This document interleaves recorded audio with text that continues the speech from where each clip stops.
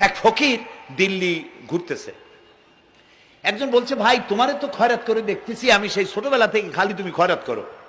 একটা জিনিস আপনারা মনে রাখবেন, গরিব, আজকে যারা গরিব পরিশ্রমের মধ্য দিয়ে কালকে তারা ধনী হতে পারে, কিন্তু যারা ভিক্ষুক, যারা ভিক্ষা করে, জিন্দেগিতে কোনোদিন তারা বড় হতে পারবে না। ভিক্ষা করা যাদের অভ্যাস, জীবনেও বাড়ি করতে পারবে না, জীবনেও ধনী হইতে পারবে না, কিন্তু গরিব ধনী হইতে পারবে।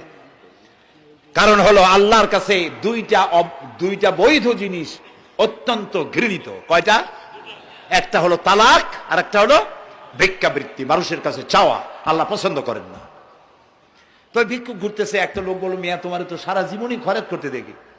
খরচ করবো না, করবো কি? যার কাছে যাই সে দেয় 4 আনা 2 আনা 1 টাকা, এর বেশি তো দেয় না, তেদি আমি কেমনে বড় লোক হবো? কয় যে তুমি বাদশারের চোখে দেখো না, বাদশারের চোখে দেখো না। কয় বাদশার কাছে কি আমার মতো লোক যাইতে পারে নাকি? কল না, যাইতে হবে, যাও। বাদশাহ একবার যাবা, এমন দেওয়া দেবে জীবনে আর তোমার খরচ করা লাগবে না। পাতি শিয়ালের পিছনে ঘুরে তো লাভ নাই, পাতি শিয়ালে খায় মুরগি, তোমার একটা ঠ্যাং দেবে, দাঁতের খেলালের কাজও হবে না। বাঘের পিছনে ঘোরো, বাঘে খায় গরু আর হরিণ, একটা রান দিলে তুমি 1 সপ্তাহ খাইতে পারবা।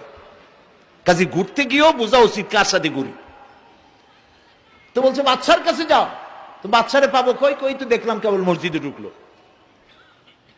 তারপরে ফকির গিয়ে দাঁড়ায় আছে বারান্দায়, দেখে যে উনি বাদশা ভেতরে বসে হাত তুলে আছে ভাবে, আর চোখ দিয়ে পানি পড়ে দাড়ি ভিজে ভিজে পড়তেছে। নামাজ শেষ করে, মোনাজাত শেষ করে বাদশা বেরিয়েছেন। কোন বাদশা? শাহজাহান। বাইরে আসার পর ফকির বলল, আসসালামু আলাইকুম বলে ফকির রওনা করছে।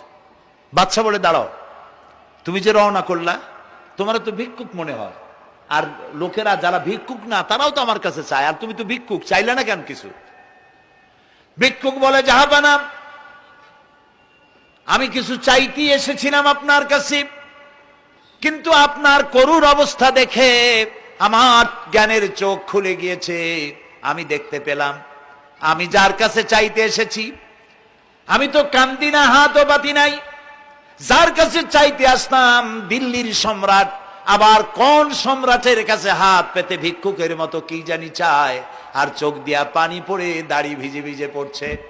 আমার জ্ঞানের চোখ খুলে গেছে, দুনিয়ার বাদশার কাছে আর চাইবো না।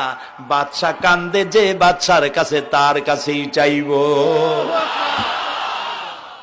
প্রিয় ভাই সব, এই জন্যে জিহেন সাফ করে ফেলুন।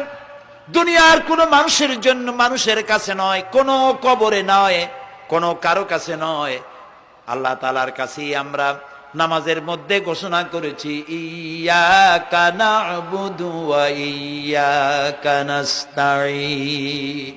আল্লাহ তাআলা, তোমার একমাত্র ইবাদত করি, তোমার কাছেই সাহায্য চাই। কাজেই সাহায্য আল্লাহর কাছে। কার কাছে চাইবো বলে? আল্লাহ আমাদের ঈমান পোক্ত করে দিন। আমরা বলি আমিন, আমরা বলি আমিন।